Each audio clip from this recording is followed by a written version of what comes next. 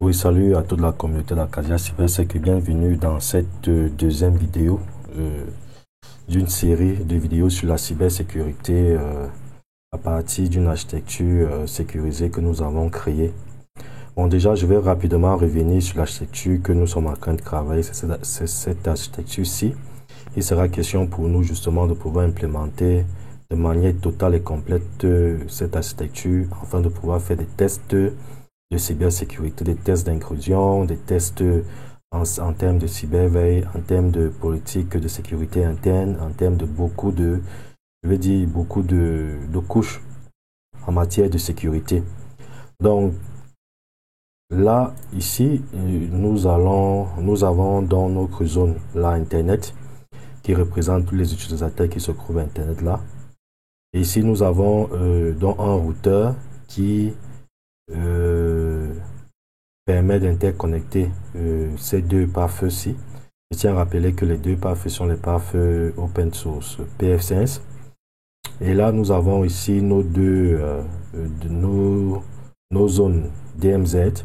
Et ici, nous avons en fait notre architecture qui est sécurisée là. Donc, il sera question pour nous justement de pouvoir augmenter le niveau de sécurité de ces systèmes-là. Et ici, nous pouvons par exemple voir cette machine-ci, qui est une machine qui est dans le réseau local. C'est-à-dire que c'est cette machine-ci. Donc, du coup, il sera question pour nous de présenter d'abord de manière générale ce que nous avons fait. Donc, comme je l'ai dit, nous avons configuré, nous avons appliqué une politique de sécurité qui était propre à l'entreprise, à savoir de permettre que l'utilisateur qui se trouve depuis Internet puisse accéder au pare-feu à distance via des protocoles de sécurité et de pouvoir ici configurer en toute sécurité ces équipements-ci. Bon, je tiens à rappeler que ici nous n'avons pas appliqué les politiques de certificats numériques ou les politiques avec authentification, n'est-ce pas, par clé, mais nous avons simplement utilisé le protocole SSH dans laquelle l'utilisateur depuis Internet pourra se connecter. Bien sûr, c'est une politique qui marche lorsque vous avez déjà bien déployé, lorsque vous avez déjà bien appliqué cette politique depuis l'intérieur. Donc, comme je le disais tantôt, et il sera question donc pour nous de pouvoir accéder depuis l'extérieur à nos DMZ. Et je rappelle que ici, les DMZ sont des zones réservées pour nos partenaires externes. Donc, nous avons donc appliqué cette politique-ci afin de permettre que, peu importe là où vous vous trouvez dans le monde, vous pouvez accéder directement à la DMZ. Donc, nous allons commencer donc par ça. Ici, je vais... puisque je tiens aussi à rappeler que ça, c'est l'utilisateur Onana, c'est ma machine physique. C'est la machine physique de mon PC. Donc, ici, cette machine. Donc, là, voilà. Donc, du coup, je tiens aussi à rappeler quelque chose, c'est que nous avons appliqué là une règle de sécurité qui est assez intéressante parce que nous avons réussi quand même à masquer la possibilité d'identifier l'adresse IP par laquelle on va utiliser pour se connecter.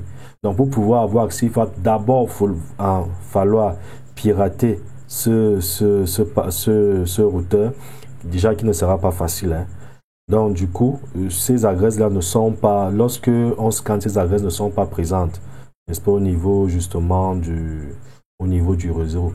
En dehors, simplement, si on réussit à pouvoir infiltrer le routeur et avoir accès à ces adresses-là. Donc, c'est ces adresses-là que j'ai appelées ici les adresses mandataires. Donc, là, je vais me connecter au pare-feu A, ici au pare-feu B. Donc, ici, je vais utiliser la première adresse mandataire qui est 192.168. Voilà, .99. Voilà, ici, là, je me connecte directement au premier pare-feu, c'est-à-dire qui est ce pare-feu-ci. Du coup, je vais aussi faire la même chose avec l'autre pare-feu. Donc, 192.168, cette fois-ci, c'est .100.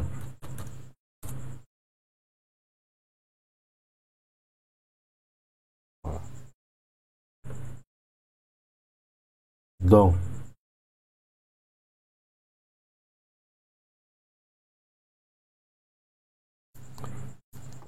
pendant que ça charge, là, je vais me connecter directement d'abord au premier parfait.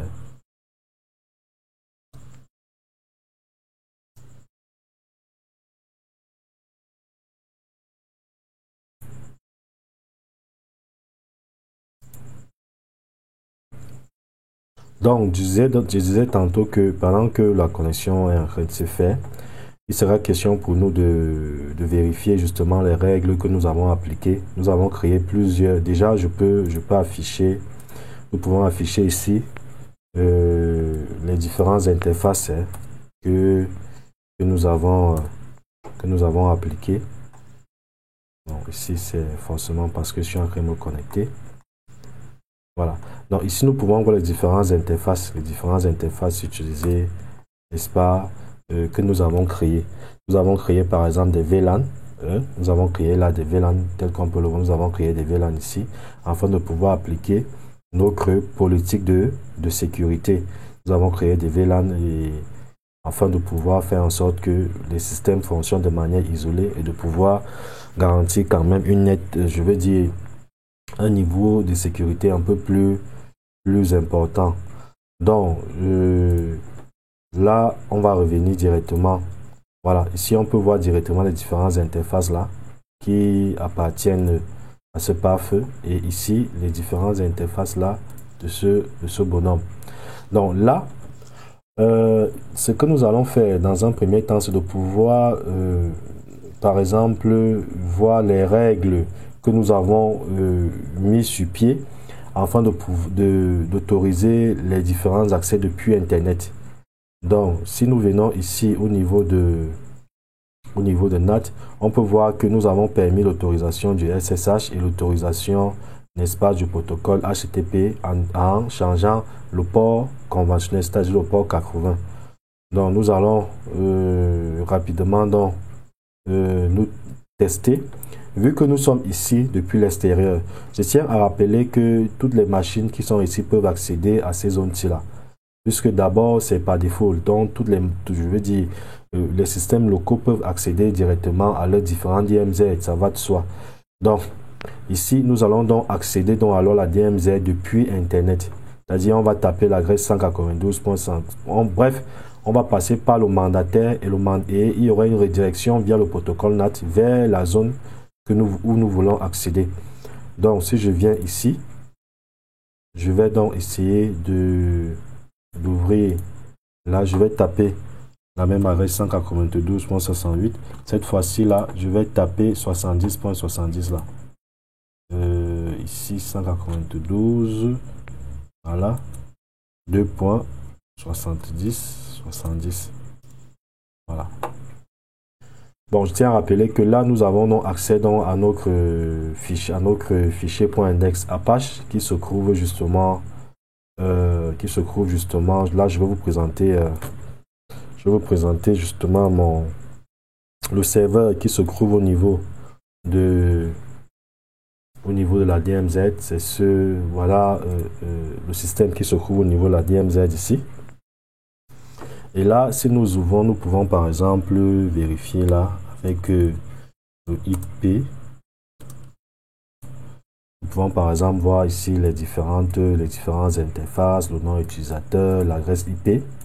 Donc nous allons maintenant nous connecter toujours depuis la zone Internet, de manière sécurisée en utilisant ici le protocole SSH. Donc si nous revenons au niveau de notre architecture, ici je pourrais me connecter directement. Donc je disais que si je reviens ici au niveau de notre architecture là, nous allons nous connecter donc alors à ce serveur depuis la DMZ. Donc me voici ici, je me connecte depuis cette zone. Donc ce qui se passe, c'est que je vais simplement là on peut voir, je me suis connecté en utilisant le HTTP. D'accord, je vais maintenant me connecter via le protocole SSH. Donc du coup je vais venir là. Donc, je vais simplement, voilà, je vais simplement me connecter en utilisant cette fois-ci le protocole SSH. Donc là, je vais simplement taper ici SSH, je tape le nom utilisateur de mon système là, et là je tape l'adresse ici et il va me rediriger vers cette adresse. Donc ça, c'est le NAT, ça c'est généralement le protocole NAT statique.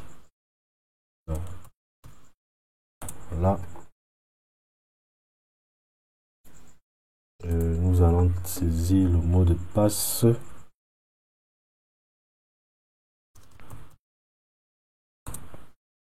Voilà, ici nous pouvons voir que nous avons accès directement à notre système Paro. Donc du coup, si je retape ici, les accès, on peut voir effectivement que j'ai accès justement exactement à la, je vais dire, à la même adresse là. Donc là, du coup, si je reviens ici, je peux donc accéder en passant par le routeur qui sera le mandataire, qui va rediriger justement vers la passerelle, et cette passerelle qui va me permettre de pouvoir accéder à cette zone. Donc voilà en fait un peu ce qui se passe. Donc maintenant, je vais simplement aussi tester à partir du deuxième, à partir du deuxième, de la deuxième zone DMZ. Donc je veux directement ici là me connecter à partir du web aussi, hein. Donc là voici son adresse là ici. Donc si je reviens ici, je pars par exemple au niveau de PAF pour voir les différents NAT, le port forwarding que nous avons fait. Ça nous permet de voir un peu. Donc ici je vais plutôt me connecter avec 90. Donc là je tape là et je tape ici son adresse, tape 90. Voilà. Donc là, vous pouvez voir que je me suis connecté directement à l'application qui se trouve dans cette DMZ-ci. Dans cette DMZ. Bon, aussi pour information, nous avons réalisé les vidéos qui permettent justement de réaliser cela. Le DMZ, donc, c'est pratiquement, ce sont les mêmes actions. Et là, nous allons donc tester maintenant aussi une dernière action pour cette partie. Voilà. Ici, vous pouvez voir par exemple que j'ai accédé directement à ici. J'ai accédé directement là à partir du 80.90 directement qui se trouve ici. C'est la règle que nous avons appliquée ici. Maintenant, je vais me connecter aussi via le SSH. Donc, du coup, je veux ouvrir une nouvelle fenêtre.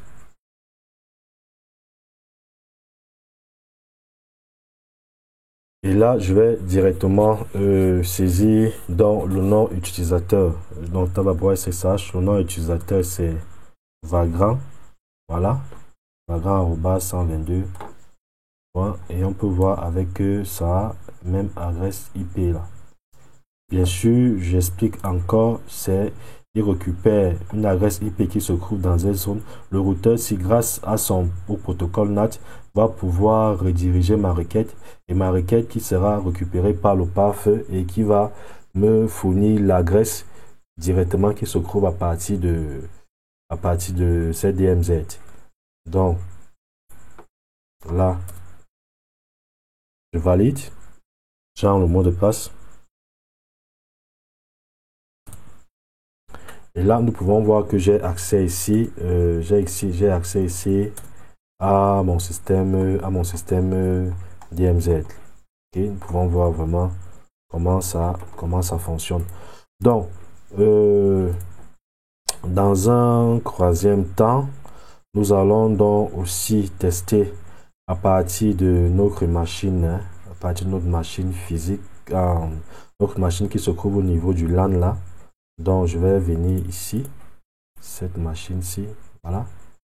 Je vais d'abord vérifier les paramètres IP si effectivement ce n'est pas configuré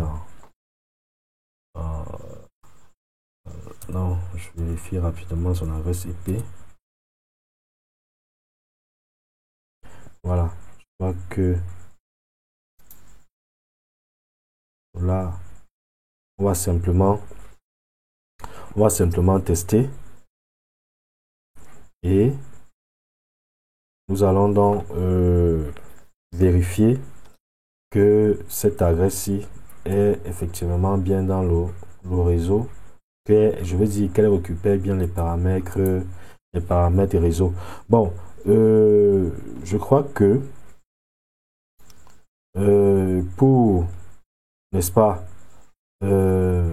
pour cette vidéo, je crois que nous avons pu ici démontrer que nous pouvons accéder à la DMZ depuis l'extérieur en passant par un routeur IPS. Donc, c'est très important de comprendre cela. C'est très important d'abord lorsqu'on veut faire du ethical hacking, la sécurité offensive, de comprendre comment fonctionnent certains éléments. Ici, bien entendu, nous n'avons pas ancré, je veux dire, nous ne sommes pas ancrés dans les, détails. Je veux dire certains détails. Bien sûr, l'objectif ici est de démontrer le concept, une politique de sécurité qui a pour mission de pouvoir fonctionner tel que nous le voulons. Okay? Tel que nous le voulons. Donc, je vais rapidement tester là. Et je vais récupérer au niveau des paramètres. Donc, je crois que nous allons, pour la deuxième vidéo, hein, nous allons nous arrêter là pour aujourd'hui. Il sera donc question, dans la prochaine vidéo, nous allons donc présenter la partie, la redondance, hein, la redondance justement des pare-feux et aussi la politique que nous avons appliquée, c'est-à-dire faire communiquer deux constructeurs différents une même norme. Et l'objectif ici, c'est de pouvoir comprendre que ce n'est pas les commandes qui sont importantes, mais c'est la norme c'est-à-dire qui est la chose la plus importante. Les constructeurs, les commandes ne représentent que la coque. Hein. C'est une coque. C'est une coque. Parce que, en réalité, c'est de comprendre ce qui se cache derrière. C'est ça qui est intéressant, en fait, dans la sécurité. Ce n'est pas de reproduire forcément des choses que parce que nous avons des constructeurs, je veux dire, les différents constructeurs que nous aimons par passion. Ici, nous ne faisons pas de la passion, nous faisons la sécurité pure et dure. La preuve, c'est que nous avons démontré, n'est-ce pas, tout à l'heure avec, par exemple, un pare-feu, deux pare-feux PF15.